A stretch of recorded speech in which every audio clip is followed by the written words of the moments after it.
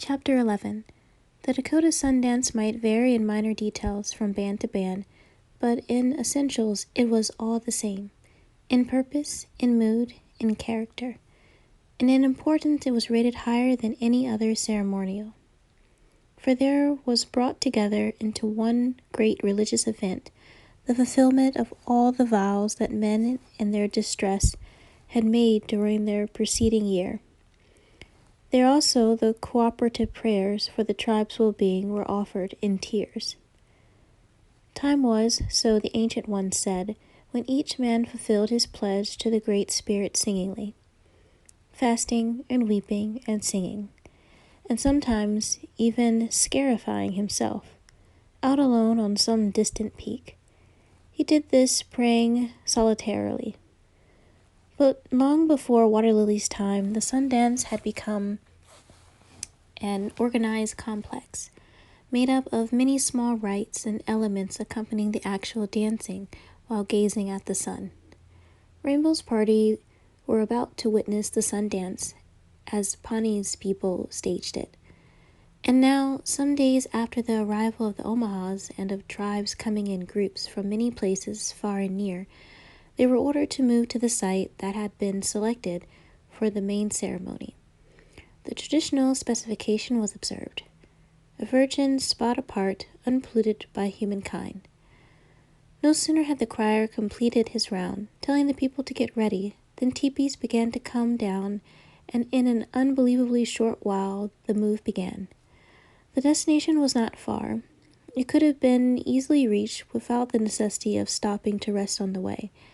But this was a ceremonial move, and it was essential to make the 4 ritual pauses along the way, in honor of the 4 sacred directions, the 4 winds.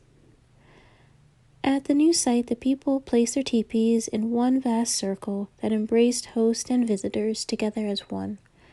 From then on, the events at hand were the subject of all conversation. One heard people saying, "Tomorrow is the day. They bring home the tree for the sacred pole. Already the scouts have located it. Very straight and tall it is, they say, the finest in the woods. Did you know that tonight the holy men will sit in a special teepee and sing prayers the whole night through, asking for a clear day? It will be a clear day tomorrow. You wait and see. It never fails. That prayer is always granted. And it was a clear day, with a sky unmarred by even one cloud." The preliminary rites leading up to the sun dance itself always followed a certain progression. Already some of them had been finished at the old site, and now one more, perhaps the most significant, was at hand: the getting of the sacred pole. A solemn rite must first be performed in front of it, as it stood in the woods, as though it were sentient and understood what was going on. For some unexplained reason, Pawnee was most insistent that Waterlily and Prairie Flower attend this. He said it more than once to Bluebird, "Sister-in-law, you must take the girls there. I want them to go." When he was leaving for the center, where the planning committee to which he belonged sat, he called back once again, "Don't fail now." Bluebird was interested in going anyway. The 3 hurried to be there on time. Already there was a great crowd milling about looking for a vantage ground from which to see. "It is quite hopeless," Bluebird said. "We may as well go back. We don't have a chance here." But before the girls said anything, either in agreement or in protest, a man came up to them. "Pawnee wants me to look out for you and find places for you where you can see. This way." And he wedged through the crowd with Bluebird and the girls following him, until they stood inside the ring of spectators. An open space had been cleared around the tree by removing smaller trees and underbrush, so that only the victim tree remained in solidarity, splendor, for a little while longer. Here and there the several men's societies sat grouped about their drums, by turns singing their own songs. In the Kit Fox group they saw Rainbow, sitting with his back to them. When all the singing ended, a holy man who had been engaged as officiating priest for all the rituals of the Sundance stepped out into the open, and a silence fell on the crowd. He carried a pipe of peace on his arm and wore a buffalo robe with fur on the outside. On his head was perched a stuffed, red-headed woodpecker, looking real enough to be alive. The holy man made straight for the bowl of incense at the base of the tree and reached out, feigning to take some of it, and then withdrew his hand. 3 times he did this, and only the 4th time he actually took a handful of the incense and sprinkled it out on the fire burning nearby. Almost at once the smoke rose thick and dark and very aromatic. The holy man waited a second, and then held the pipe above it, letting the smoke play over it thoroughly. Then he raised the pipe high and performed the peace pipe rite. This was called presenting the pipe, and rightly, for he first offered it ceremonially to the 4 winds, the west, the north, the east, and the south, in that precise order. Then he offered it skyward, and lastly earthward, murmuring appropriate ritual words of supplication. From time to time, throughout the entire Sundance, this rite, like a Gloria Patri, was woven in. After thus presenting the pipe to all that was holy, the officiant recited the apology to the birds.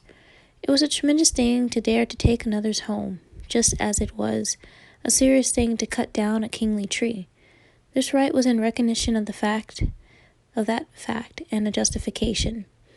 The man held the pipe aloft once more, and described a great circle overhead with it, while he called out in a moving cry, You living ones, who wing the high hills of the clouds, give ear to me. You called the red woodpecker, you, the flicker, you, the robin, you, the crested woodpecker. This is your tree, your home. Here you raise your young. Today a comely youth offers himself in sacrifice, and he needs your tree. He says, I take your tree only that my people may learn of you, the way to raise their young as you raise yours, with tender care. He says, only so that my people may live. And then, as he ended and stepped to one side, the group seated about began chanting together the song called The Tree's Lament. The tree was speaking. Once at midday I stood holy, greeting all people, I stood holy. In the midst of all, I stood holy. Once at midday I stood holy. The time had come to cut the tree. This cutting was an honor too, and was performed by 8 beloved young people, 4 youths and 4 maidens. When they were summoned to the fore, the youths stepped out of the crowd promptly enough, and then 2 girls, reluctant from shyness, emerged slowly and took their places. But where were the other 2? The crowd waited restlessly, looking around for them. It was at that moment that someone from behind caught Waterlily and Prairie Flower by their wrists, startling them. It was Pawnee. Come, girls, he whispered. It is my wish that you have a part in this. He had been planning it all the while, as still another way of complimenting his special friend. Rainbow was prepared to make the necessary gifts for the privilege of entering his daughter and niece, and for them personally it was a conspicuous honor. Those who were caused by their relatives to cut the holy tree in their youth had something to recall with pride all their days. Old people would sit together, eyes blind and ears deaf, perhaps, and skin wrinkled and age bowing them down, and yet their faces would light up for an instant as they said, Once I too cut the sacred tree. Those who heard them must show them respect for it, not for the actual deed, but for what invariably accompanied it, the giving of feast and gifts in their name by loving relatives. Only those in whose name the tribe benefited were worthy of respect. It was the people's way. Waterlily could not realize what was happening, much less its implications. So suddenly had the honor been thrust upon her and her cousin, but from habit she managed to retain her maidenly composure, with eyes demurely cast downward. When her turn came, the man in charge taught her what to do, and she followed his instructions mechanically.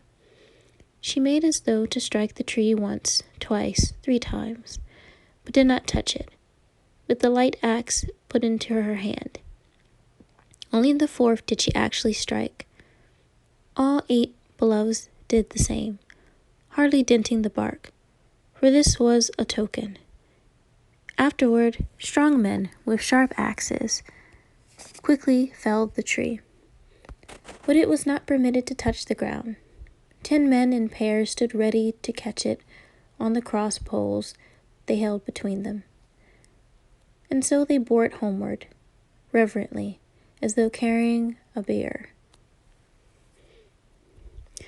As for the crowds, they quickly decked themselves with leaves. Those on foot carried branches of heavy foliage in front of them, some as tall as they, and many persons managed to break off a stem of leaves from the sacred tree to wear for its beneficent effect. Those on horseback decorated not only themselves, but also, even more, their horses. Each horse wore a huge collar of leaves and a fillet of the same across the forehead. Festoons were intertwined with the bridle and reins and tail, and garlands were wound about the flanks and hoofs, until very little of the horse was visible. The riders carried great shields of leaves held by a string caught onto the left arm. They also wore fillets. The total effect of that much green moving forward, the camp circle was grand, a magnificent spectacle, people said, who watched at home. By mid-morning, the affair was ended, but still the onlookers continued to swarm about the tree, being prepared for erecting. Bluebird told the girls, whose excitement was beginning to get out of hand, "Let's get out of the crowd. It's time to get home and rest. This has been a full morning, and there is much more to follow." "What will they do now, Aunt?" Prairie Flower continued to look back curiously.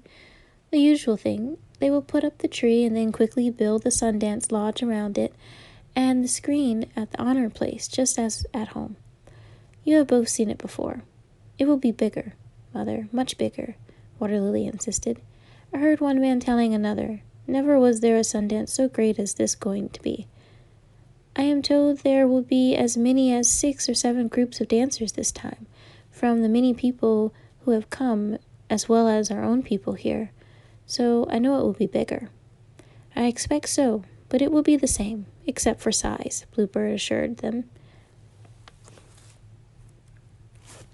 They walked on, saying no more until they stopped to rest midway, for the distance was considerable to any point in the camp circle from the center activity. "I should like to see everything, Mother," Waterlily began. "Somehow everything about this Sundance seems new and more important than the Sundances at home." Bluebird laughed. "You're growing up, Waterlily," she said. "You are thinking and seeing more in what goes on, and that is right." A moment later she added, "I'll promise you both this. When, just before sunset, the candidates are marched in to begin the dancing, we will be there to watch. That is something to see, for me too. It is a moving thing. The heart beats faster at the sight of men coming of their own free will to endure suffering in order to keep their word with the Great Spirit. I can never watch them entering the Sundance Lodge without weeping." That promise was to the girls' liking. It was something to look forward to. But all afternoon, tension ran so high everywhere that the girls got restless, and in time too excited to sit quietly in their teepee. And so in the general confusion they stole up to the center to see what was going on, and then immediately hurried back unmissed. In the stream of people coming and going, nobody took notice of them, because it was all so extraordinary. Their own daring impressed and delighted them as much as what they saw. Most of their lives until now, both girls had stayed under the watchful eye of their women chaperones and been content. The girls found the Sundance Lodge completed and the sacred pole set up in the center, reaching far above the lodge. The beautiful tree they had helped to cut that morning now stood humbled, shorn of all ornamental green, a plain, lonesome pole, its nakedness hidden with only a film of red ceremonial paint. At the very top, a bundle of things was tied fast, and from it some objects cut from rawhide dangled on a string. Waterlily made out the figures of a buffalo, bull, and a man. She was later told that they were symbols of things for which men prayed.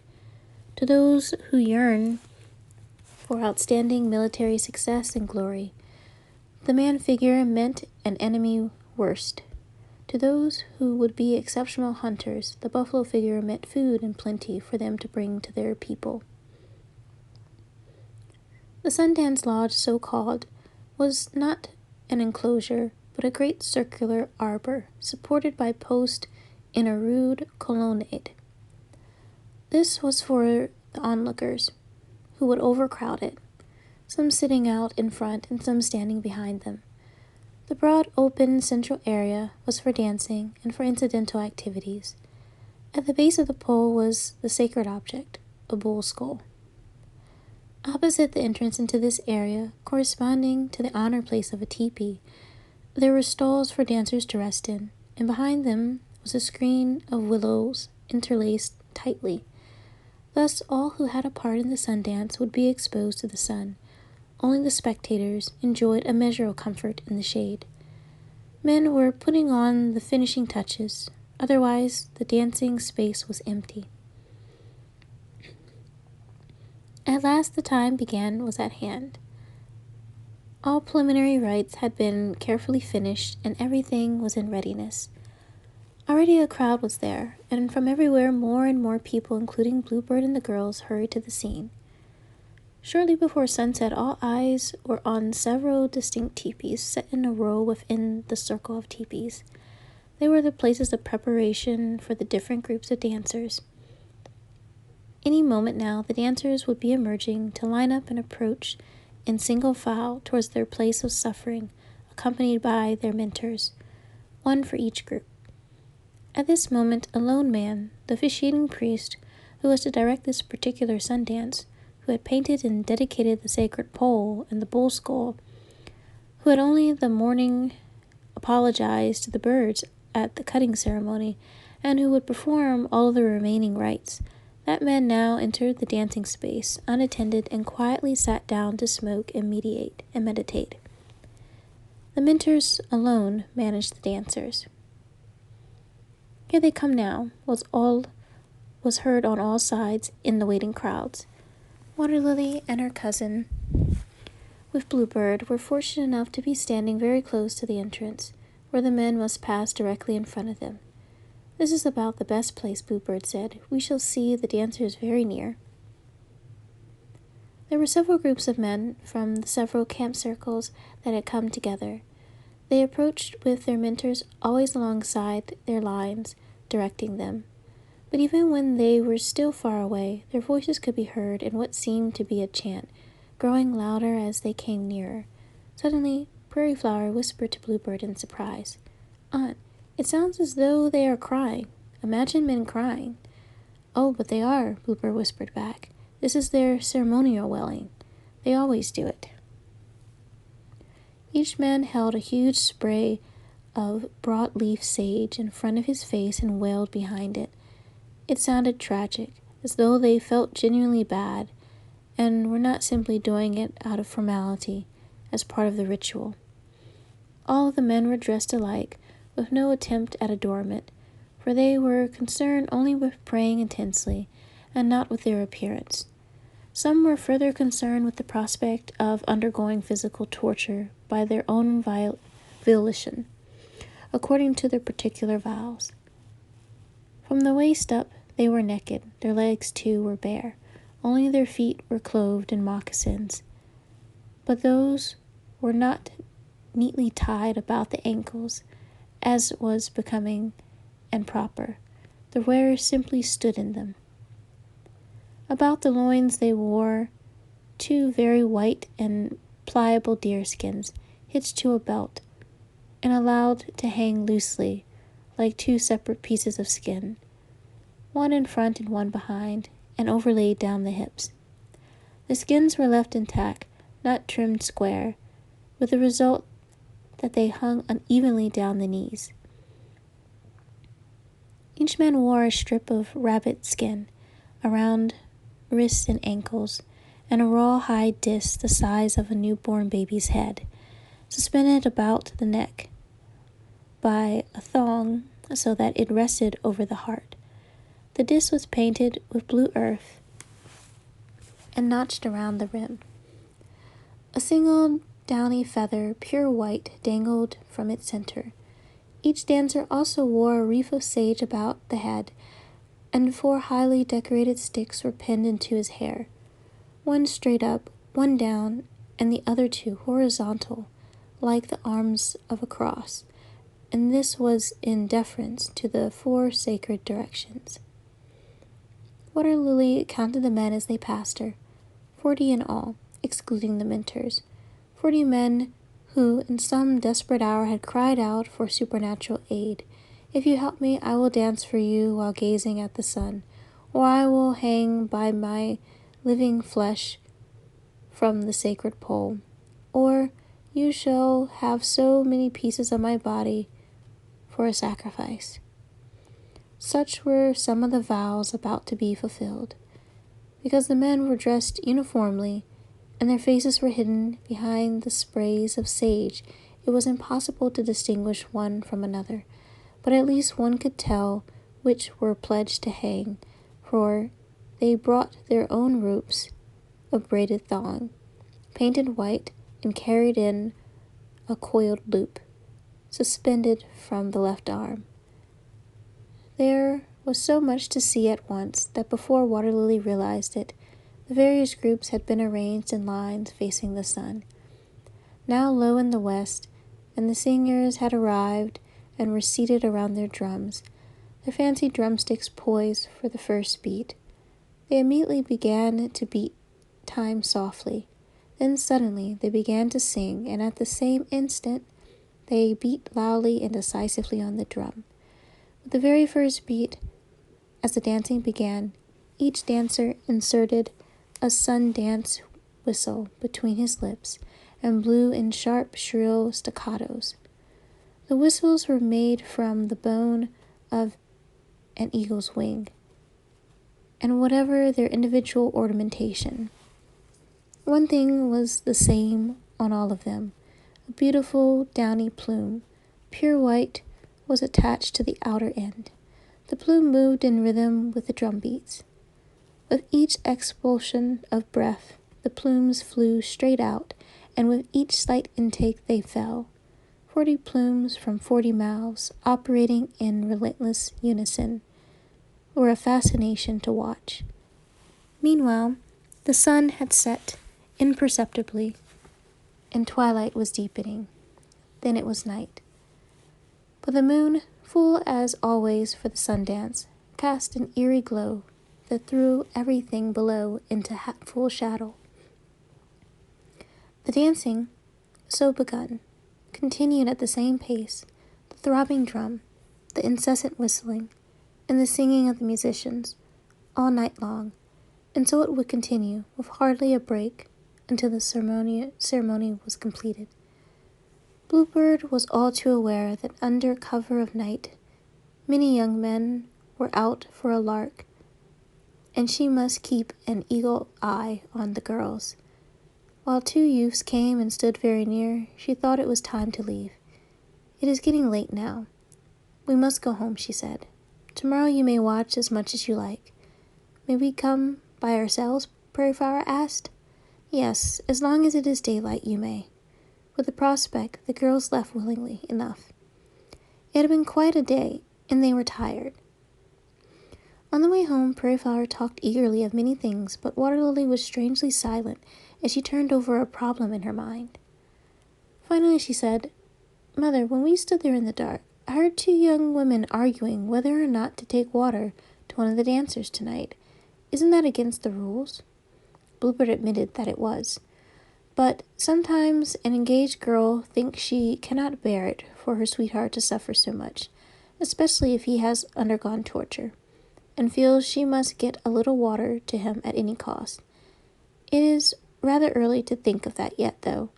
It is not approved, of course, but the mentors generally manage not to be looking. And then, sensing Waterlily's disturbance, she hastened to add, "It very seldom happens, I think."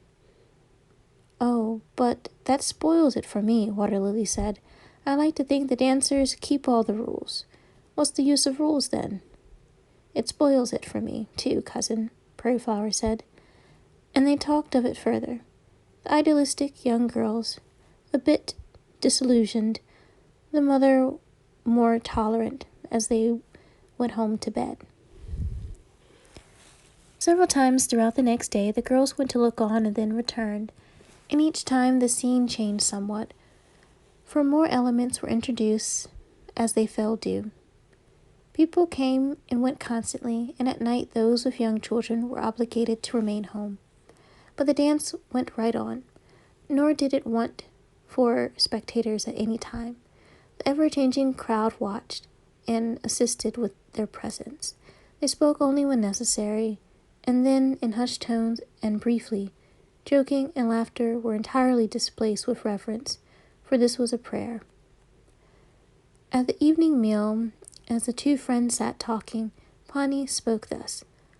"Kola, I wonder if you have noticed one of the dancers, a mere boy he is. There is quite a story about him." Waterlily and Prairie Flower were also eating in the teepee, and they listened quietly to the men talk. Pani gave the high points of the story. The father of this boy had been ailing all year, it seems, and finally died at dawn one day.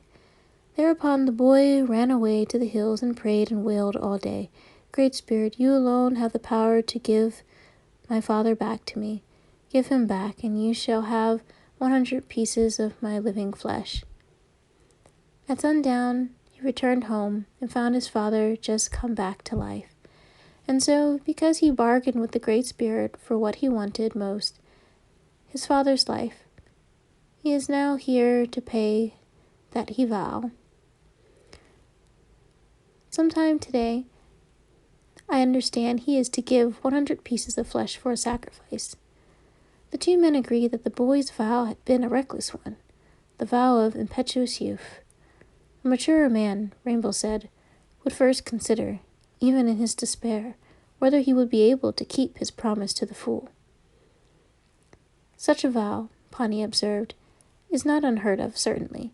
You and I know of men who have given comparable sacrifices, but in every case, at least, as far as I know, they were fighting men, men who had tried and proved themselves many times over. They were seasoned warriors with great fortitude, who nevertheless knew, from many battle wounds, how it would hurt." "Yes, you're right," Pani said. "I do not know the boy or his real name, but everybody calls him Lowanna, the singer. And you know, he has a beautiful voice, a remarkable skill as a singer. If he were not dancing now, he would most certainly be leading the singers. He is in great demand as a leader." Prairie Flower at least had the good sense to keep still, but as soon as the girls were alone, she said, with more eagerness than tact, "Cousin, do you suppose that this is the one who sang at the Omaha sitting?" Waterlily affected indifference. "The dancers are all so alike. How can we tell which one is youngest or oldest? And they are all skinny from hunger, and with those fillets falling low on their foreheads, and their hair hanging over their faces, and their heads up tilted towards the sun. How can we tell one from another? Me, I think they all look terrible." "But they aren't trying to look handsome," Profile defended them, a little amazed at her cousin's unexpected hardness. When she said nothing more, Waterlily spoke more like herself. "I often wonder why people taking part in a ceremony always leave their hair hanging loose." This was in an effort to change the subject. Prairie Flower took to wondering too, and soon forgot the original question. Was this Lowanla the same as the singer as Omaha sitting? Waterlily had neatly sidetracked her cousin, but her own thoughts continued chaotic and dubious. and she felt unaccountably irritated at the girl, though she knew she had meant no harm. After the morning meal at sunrise, everybody rose early. Bluebird and the girls went to the center again. The fair was moving steadily forward the climax now. This was the final day. Tomorrow at dawn, it would all be over. They found the scene change with more variety. During the night, more new elements had been introduced, and the tortures begun. The vows of various dancers involving serious physical mutilation had been carried out, and their women relatives were wailing for them in low tones. The whole enclosure was filled with suffering. There was something to see wherever you looked. Yesterday it had been more placid and slower pace. Now the dancing, while gazing at the sun, had gone on, with an occasional rite out to the side, like an ear-piercing and naming of some important baby, or the healing rite, when all who were suffering some ailment were called out and placed near the pole to let the sun's curvative rays rest on them with accompanying prayers. But today yonder stood a dancer fastened to 4 posts, which had not been there before, by means of ropes tied to wooden pins, screwed through incisions in his body, 2 on the chest, 2 below the shoulder blades, and as he continued to dance, he threw himself violently away from the post to another in a frantic effort to tear himself free. That man had vowed to stand corralled. Near him was his favorite horse, tied to one of the posts. He stood quiet and patient, and was fasting too. All day he would go without food and water in sympathy with his owner. Only after sundown would he be led away to water and grass. But he was not injured. After all, he had made no vow. Some of the men were not scartified, for they had only promised to dance fasting and gazing at the sun. Not all the sun dancers had to undergo torture, but only those so pledged. No man could compel another to be cut or pierced, nor could anyone try, even out of pity, to dissuade another from keeping a vow once made, however drastic it might be. To promise something to the Great Spirit and then fail to fulfill it, it was a fearsome thing. Certainly, men who were attached to the sacred pole itself, by cuts on the chest, danced on, intermittently, jerking away, sometimes pulling back so far that their flesh stood out as though its elasticity were unlimited. When finally one broke away, tearing out the flesh, he fell headlong amid the cries of anguish from the women spectators as attendants rushed in to help him to his couch in front of the willow screen. When he had recovered sufficiently, he staggered to his feet and got back in line to dance some more. But the worst sight of all was that of a man who hung from the pole by means of a white-painted thong rope pinned into his back muscles, slightly above the waist. It was hard to believe that the weight of his body should not put enough strain on the flesh to tear it out immediately, and yet it was so. With his feet he danced in time with the others, and all the while he continued to pull himself away as far as possible from the staff in his hand. His feet were less than the width of 3 fingers above the ground, and just enough to make him futile. His struggles to get a toehold, to brace himself. To watch him trying was sheer agony. Would he ever work himself free, or would he give up and die hanging? Suddenly a woman broke from the crowd and screamed out in despair while she hurled out a red stick. "I can bear it no longer for my brother to suffer. There goes a horse for the needy." A few old people in shabby dress and several boys scrambled for the stick as it fell, knowing that whoever got it got the horse. So she would ransom her brother. She would buy him back from paying his vow in full. that while the poor were being benefited in his name, this suffering might be shortened, justifiably. His mentor hurried to him and cut away the quivering flesh, whereupon he fell limp to the ground and was bore off to rest. It was all horrible and fascinating, but the individual sufferers were like sideshows, while the main event swept on relentlessly, the singing, whistling, and drumming continually always at the same tempo. All day long the mentors maneuvered their groups, which with such skill that they faced the sun constantly, as long as it was in the sky.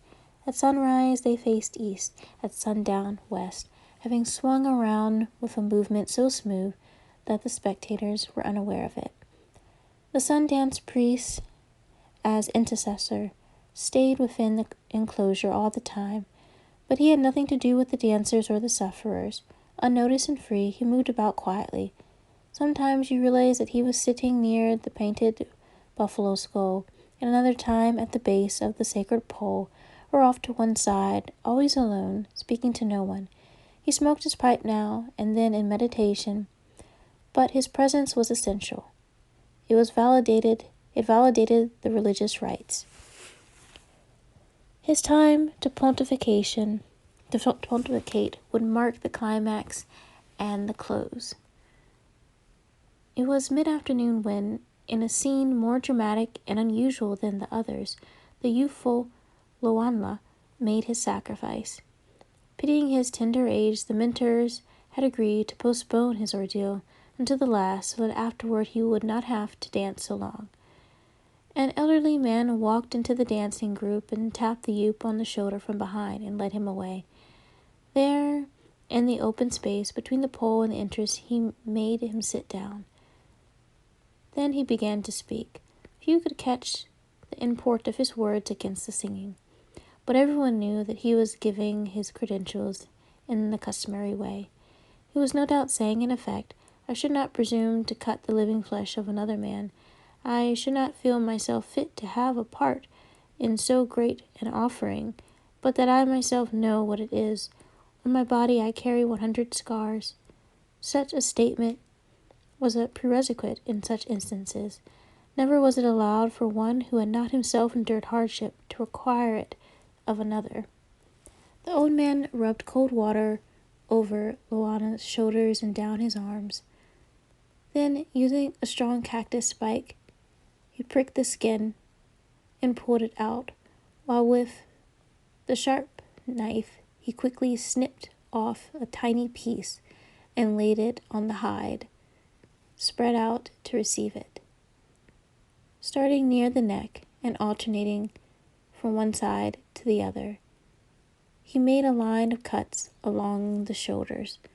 Blood trickled down in parallel streams, but the youth only bit his lip and frowned, and did not flinch or utter a sound. The grieving people watched in silence, knowing that this was something that must be done, and that any protesting in his behalf would be out of order. But after the man had taken 10 pieces from each side, with 80 to go, 2 elderly women, who were the youth's aunts, rushed out, frantically tearing away their gowns and baring their shoulders as they went, and demanded that the remaining cuts be made on them instead. This was extraordinary. Nothing like it had ever been known before. Perhaps it should not be permitted, since there was no precedent for it. A man must and did keep his own pledge for himself. But even then, Loanla had fallen backward in a faint. The several mentors went into a hurried conference and decided, we will allow it this once. This boy is still so tender. It is right that his aunt should come to his rescue. It is admirable of his sisters to honor a brother by being good to his child. We will allow it this time. The aunts were very brave. Haughtily they looked on as the man cut their flesh, leaving a line of tiny wounds evenly spaced, extending well down their arms. 15 on each side. The 2 women had given 60 pieces, and would have given more, but at that instant the cutting was interrupted, when Luana's 2 elder sisters came up and quietly offered to give the remaining 20. So the man took 10 from each, and the 100 pieces so recklessly pledged were paid. The cutter tied them into a small bundle, painted the bundle red, and delivered it to the intercessor, who sat at the distance. After seeming to reject it 3 times as a ritualistic gesture, he accepted it the 4th time and buried it at the foot of the sacred pole, where all sacrificial elements belonged. Luanla had made Sundance history. Never before had one so young made so extravagant a pledge. Never before had one been rescued in this manner by women relatives, coming boldly in to assume part of his agony. The camp circle was in an uproar over it. Surely, the people said, this day will never be forgotten. For on this day we have seen the loftiest expression of kinship affection. It happened that Waterlily was at home, taking care of smiling one in Ohio at the time, and did not see what had taken place. But since everyone was discussing it, she knew of it almost immediately. And at the early evening meal around the outdoor fire, she heard all of the details. The sun was still high. It was all right for her and Prairie Flower to go out alone to look on until dusk. Arriving, they found that they could not penetrate the crowd under the arbor, and that the only space was in the back of the screen against which the dancers rested when they broke away from their torture. They pushed aside the leaves that covered the screen and looked in between the willow uprights. The dancers were facing due west now, for the sun was on its way to setting very soon. They looked ready to drop, but they still danced on, determined to see it through. Suddenly, Prairie Flower grasped Waterlily by the arm.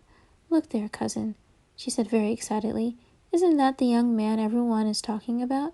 It must be. See the flesh wounds on his shoulders." It was indeed.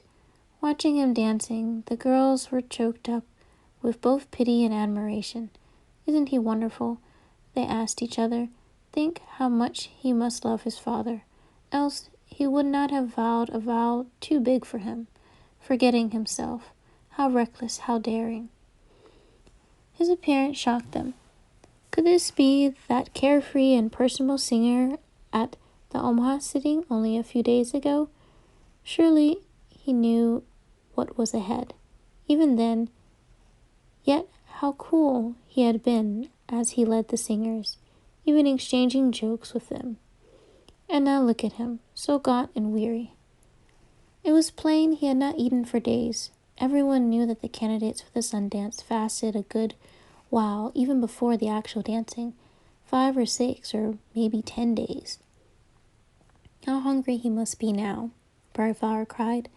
"Yes," said Waterlily, "hungry and thirsty." Oh, poor thing, she almost wept for him. As the sun momentarily rested on the horizon just before commencing to go under, all the dancers extended their arms toward it and moved open palms from side to side while holding their arms stiff, the usual gesture to attract the attention of someone in the distance. This was a final entreaty, or perhaps a farewell, as much as to say, "We have done our best." At that moment, both girls saw the tiny shape of a woman attached to the little finger of the young Luana's left hand.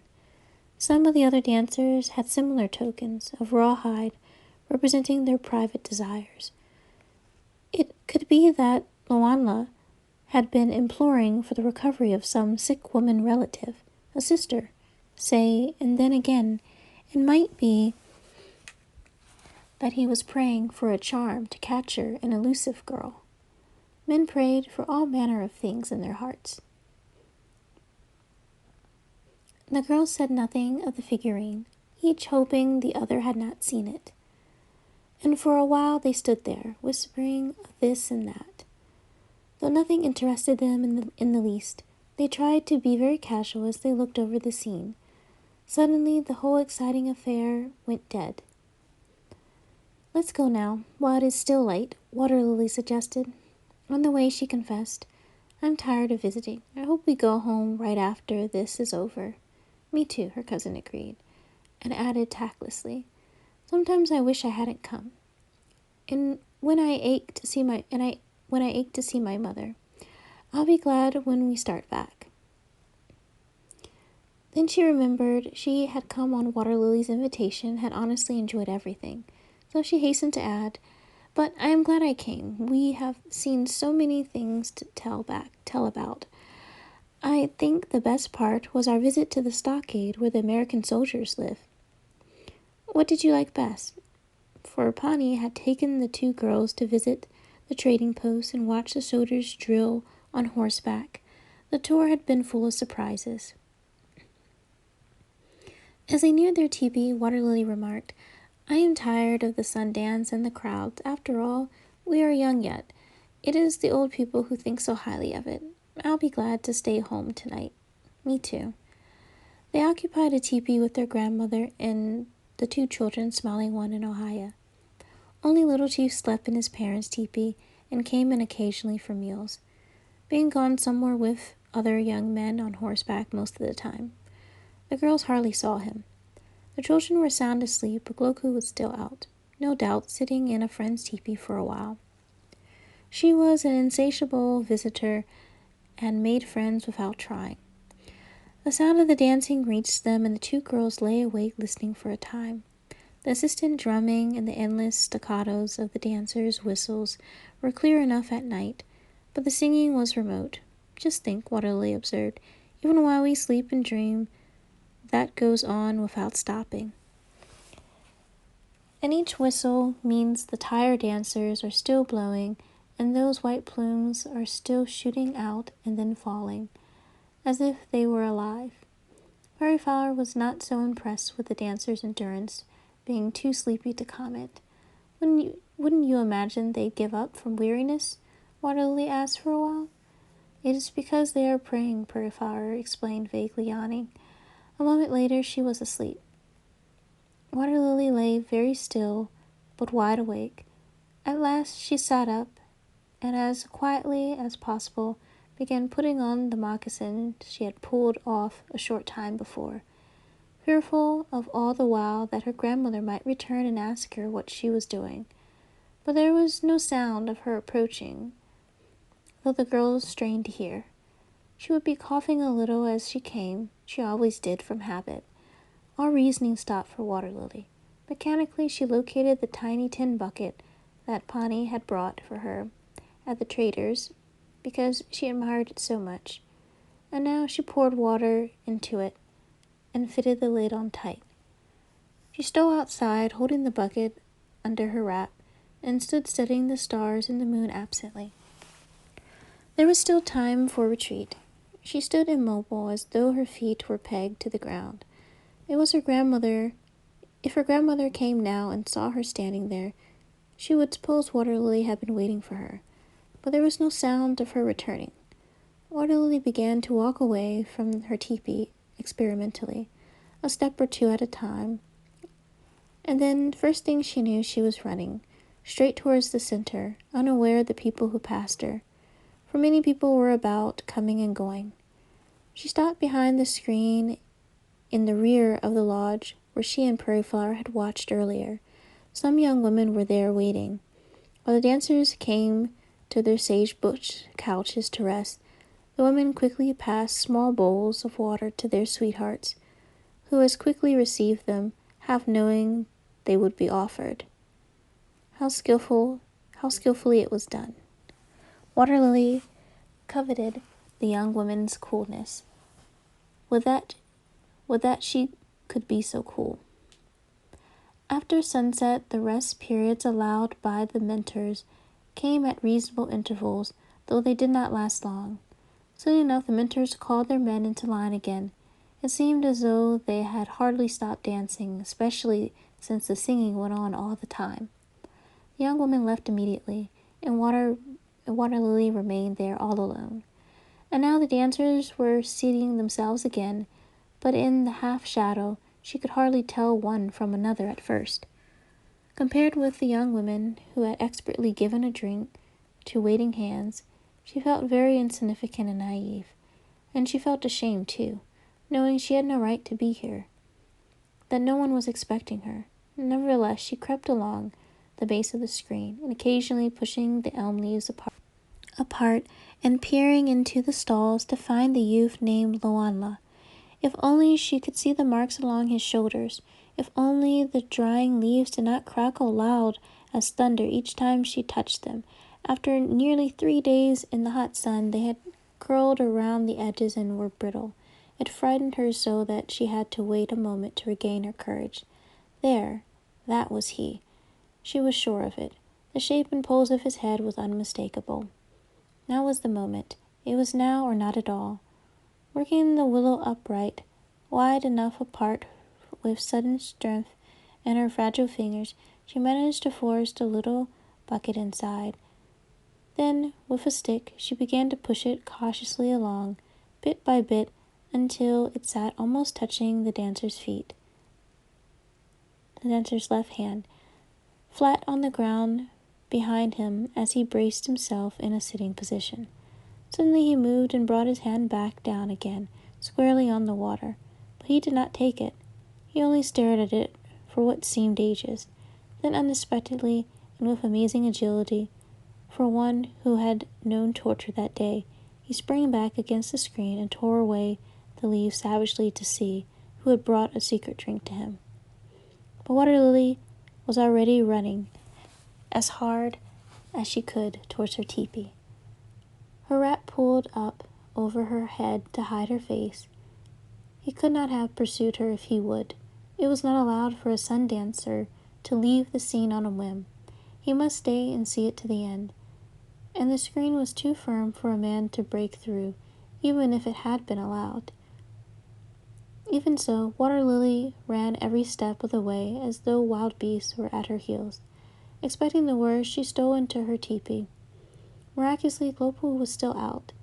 So she crawled in next to Prairie Flower, who slept innocently on, and lay down utterly exhausted in body and spirit.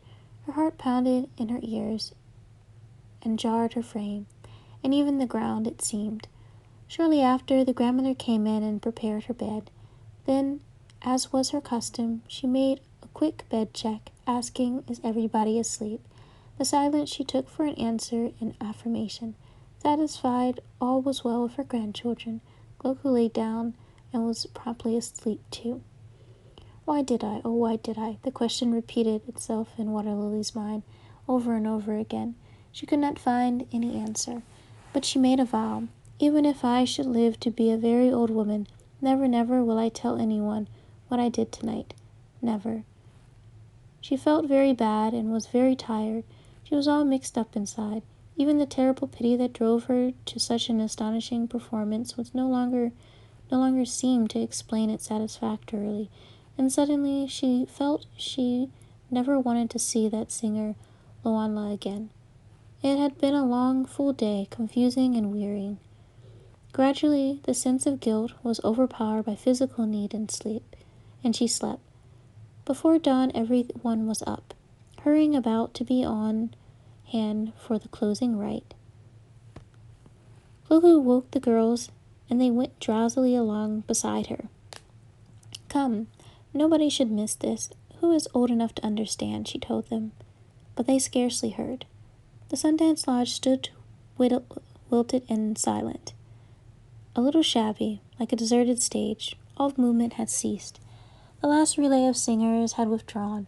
Only the dancers, having kept their long vigil and survived their ordeal, were there. Sitting far back on the sage-bush couches in separate stalls, numb and forspent, they looked devoid of any strength or will ever to stir again. The spectators' circular arbor was still as death. The throng waited in a universal hush for what was about to follow. Indeed, the very world itself was hushed with expectancy in the pre-dawn air so fresh and bracing. In the west, the night was dying. The lacy, fading moon hung low against the dark sky, but the east was aglow with the promise that just below the horizon the sun was waiting to begin its daily ritual. This was the intercessor's moment. Out of the shadow he emerged and walked swiftly to the sacred pole. He stood by it for a moment or two, and then, with startling suddenness, he flung wide his arms and clasped them about the pole with his might, and while his limp body hung inert from it, his head almost straight upward and upside down, nearly touching the ground.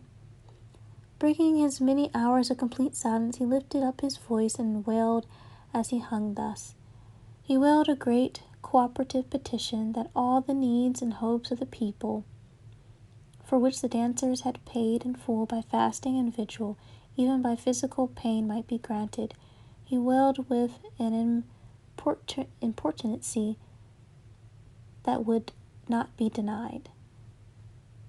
This was the unspeakable holy moment, the climactic event towards which the whole colorful drama had been moving since the first simple preliminary rites days ago. It was the holiest moment in the life of the people, for it had to do with their very existence. Here and there, those with desperate needs, and they softly wept with the priest. At last he stopped and sat at the foot of the pole beside the buffalo skull to wait for the sun. Meanwhile, he filled his pipe and smoked leisurely. His eyes on the east, the people too gazed towards the east, and that they might see the first sight of the miracle. And as they waited, the dazzling, powerful sun began to appear, unhurried but sure.